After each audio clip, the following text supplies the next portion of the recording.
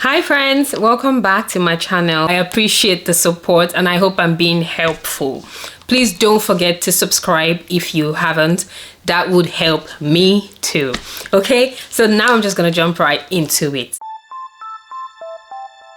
So today I'm going to talk about finding a job and building a career in the UK. This is not for people who have been here all their lives. I can't relate to that. This is for people who have just come into the UK in the last few years since the postgraduate visa, care work visa, dependent visa, all of that started. So let's say 3-4 years ago. So this video is for you. I just want to see how I can support with information that I've gotten or experience that I've had or ideas that I have that I think will be able to help someone else. I have a list of things. So if I'm looking down, I'm looking at my list. First thing that I have is clarify and outline your skill set and experience. First thing that I believe everyone should do is to be very realistic with themselves. You need to know what skills you have to offer. You need to know what your value is. You need to know what your experience is, so that if you're trying to look for a job or start a business, you know what area, what exactly it is that you're adding to wherever it is you're trying to get to. That is the most important first step. This way, if you've realized that you don't have enough good monetizable skills, don't know if that's a word, then you can start to figure out how to, work on that, develop those skills. So there's something for you to offer. There's something more for you to do outside just whatever it is that you have, to be able to take the first step into finding a job. I know some people are stuck with looking for a job with just one job title. Like, I'm guessing you're a physiotherapist, right? You're a pediatrician. I'm talking about people in the other professions that we have to figure out different job roles. I'm saying know what all the job roles that fall under your skills and experience are, so that you don't keep limiting yourself, because there might be more that you could apply for, but because they don't have that title that you're used to or that you're looking for, you miss out on applying for those ones, and you may actually be good at those jobs. So go on job boards, go on job websites and research. Check job descriptions rather than just the job title, so that you can know that for these job descriptions that cover your skill set and your experience, these are the potential job titles. These are the potential jobs that you should be applying to. So the third thing is to draw up a plan. So when I say draw up a plan, that's actually me. I'm a planner, so that's how I work, but it's very helpful. So you need to know what you need to do first. I've given you the first 2 steps already, but it's helpful to have written down plan, clearly defined, right? Plans rather.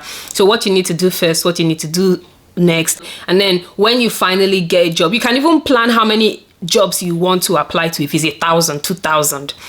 You can plan how many interviews you want to do, right? So even if you're getting discouraged or you're getting, unfortunately, you haven't even gotten to the number of interviews that you've planned for yourself. So that should be something that will help you to not be discouraged. So if I say I'm going to do 50 interviews while I'm at it, if I've done 20 or 30 and they're telling me, unfortunately, I'm not feeling bad because I haven't even reached my 50 yet. You get what I mean? So after you've done the interview, you get a job, you need to have a plan for when you get into the job, what would you do next? After that, what will you be doing next? What's your career progression? Like, what are you going to learn next? How are you going to develop yourself next? So just have like a 2-year, 3-year, 4-year, 5-year plan, depending on how far ahead you think about your life. But it's entirely up to you. It's not definitive, it's not compulsory, but it's helpful. Research the demand. So when you've figured out the job you want to do, see the demand for those job titles in that particular area. Why this is useful to you is that it will help you to see how much competition is there for you, right? How much availability is there for you. It will help to encourage you. It will also help you to plan. Then it will also help you to decide if at some point in your plan, you may need to move to another city where there's higher demand for the job, where you can grow. Or it will help you to see if you may need to search for jobs somewhere outside your city that you can commute to, depending on demand. So see what the opportunities are based on the demand for those job roles that are available to you, so that you don't restrict yourself or get discouraged. So the next thing is understand your finances. So there are a lot of jobs, right? And then some people are happy to start at minimum wage. Some people are happy to start at maybe intermediate. Some people are happy, But at the end of the day, you don't want to be doing something that cannot even pay your basic bills. When you know that you don't have enough to cater for yourself, then you would get frustrated, desperate, you'd be unhappy and all of that. I'm not saying don't take something. You can take something first, maybe minimum wage to start, but don't get too comfortable at that point. So if, say, you know that your finances aren't strong enough for you to manage yourself, your family and all, but then you need something, just anything, then you get a job, right? And then say that job is 25,000 a year. You can't get that kind of job and be comfortable, like relax. When you get that kind of job, you need to continue to apply for jobs as if you don't have a job. You need to continue to take interviews as if you don't have a job, because you know that it cannot cater for your immediate needs. The important thing is to make sure that all your bills are paid comfortably and you can feed yourself first.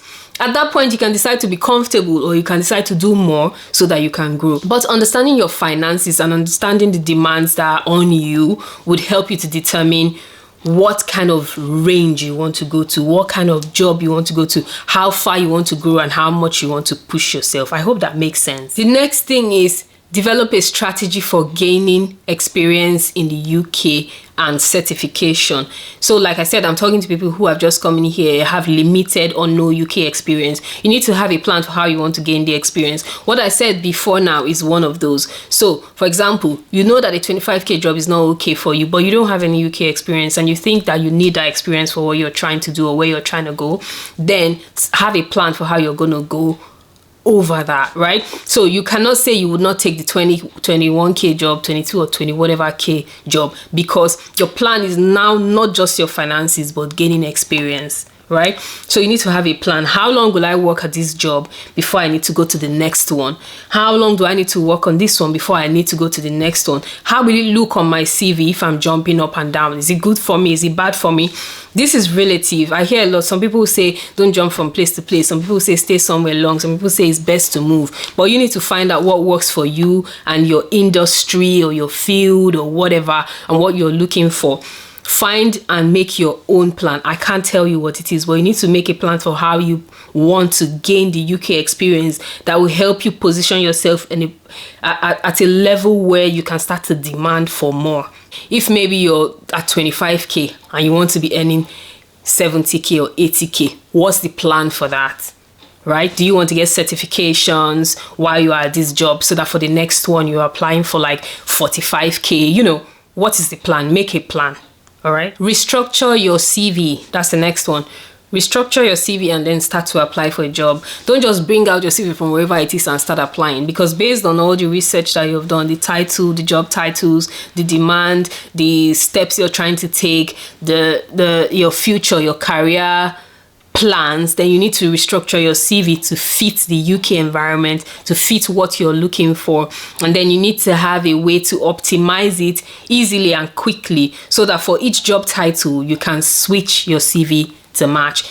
You shouldn't lie on your CV. You shouldn't say what you cannot do, but you should find a way to ensure that for each job description that is related to your experience and skills, you can identify your transferable skills, because that's what we did in step 1. So you can identify what those skills are and how they can be transferred onto this job and properly state it in the CV before you apply. The next thing is don't be afraid to change your plans. Some people can be so set in their ways, they don't want to do anything different, they don't want to do anything new, they don't like change. Try to make sure that you're not afraid to change, and that because you wrote a plan down doesn't mean that it has to be that way.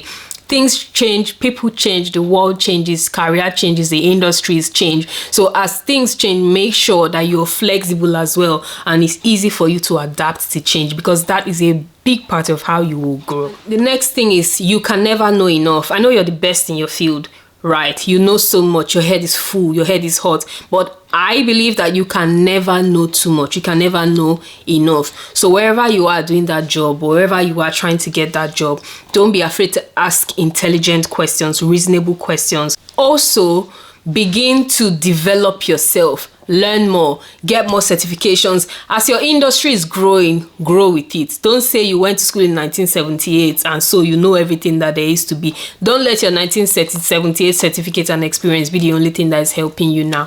See how you can adapt, you can grow, you can learn more as things start to change. Develop yourself from time to time so that you can use that to develop your career path. Next thing, drop the imposter syndrome. You have skills, you have experience, you know how to do what you know how to do, and you're afraid to sell yourself. Don't do that. If you go in an interview and you know that you want to demand for 100,000, as far as you can explain why you need that 100,000, as far as you can explain how you plan to make that 100k for the company, ask for your 100k. It's about what you can deliver. Every company is interested in their bottom line as well. It depends on your field, it depends on your industry, it depends on what you see that the job posting was for. If there's a job that they said 45k to 70k, you're now going to be asking for 45k or 50k or something. Why don't you ask for 70k or 80k? You know, the thing is, why should we pay you £80,000? As long as you can explain to them why they should pay you £80,000, if they can afford to pay you, they will. Don't be afraid to ask for what is synonymous with what you can deliver, what you know, your worth, what's in your head. What you're not developing yourself and growing your experience and growing your skills just to sit down in one place and be at one level or be afraid. No, but know that it has to be, you know, balanced.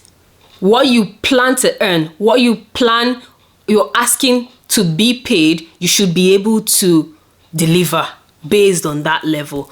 I don't know if that makes sense. If it doesn't, just, you know, ask me a question in the comments or anything, then we can talk. And then be visible. So I'm talking based on when you've gotten a job. Don't go somewhere and be hiding your head under the lamp or be hiding yourself everywhere so nobody sees you. Even if you're not trying to be in everyone's faces, you can be visible through your work. Do good work. Do work that can be identified with you. Let your professional capacity and experience show so that your work will speak for you. And then if you're going to ask for a promotion or you're going to ask for something else or the other, you know that it will be easier for you because you've stayed visible, you've stayed productive, useful and valuable in that place. Things are easier for you if your employers can see your value. Someone has told me something that is very valuable. It is about who knows you, not who you know. And then I thought about it. Who knows you? How do people know you? They know your work. They know you can deliver. They know you're valuable. So if something comes up that may be good for you, they know you. You may not be there. So if you know them, it doesn't help you. But if they know you, you're not there, but they know you, they know the value of your work, it's easier for them to recommend you or support you or help you or give some good constructive feedback about you. So don't be invisible wherever you are. And then finally, don't pressure yourself. I know that I've said so many things that will make you want to, I can get it. But yeah, being driven and trying very hard to push forward and be the best that you can be doesn't equal putting yourself under too much pressure. Take a break if you're worn out or you're burning out. Take it easy on yourself. Set your goals, but be reasonable with your goals. Let them be realistic, right? Don't do things that will put you in such a place that you start to get easily frustrated or depressed, right? So make sure everything works with Sakonuche, common sense, all right? Thank you so much for watching. I hope I've been able to share something useful today. If you watched up till this point, please kindly subscribe to my channel, all right? Anything I may have missed or anything that you want to share, please leave comments. Drop comments in the comment section. I see a lot of people going to send me emails and all of that with their comments or my Instagram. I think your comments are best helpful to me and my channel if you leave them underneath this video. Thank you very much, and then I can respond to you easily there. Okay, I'll see you in the next one.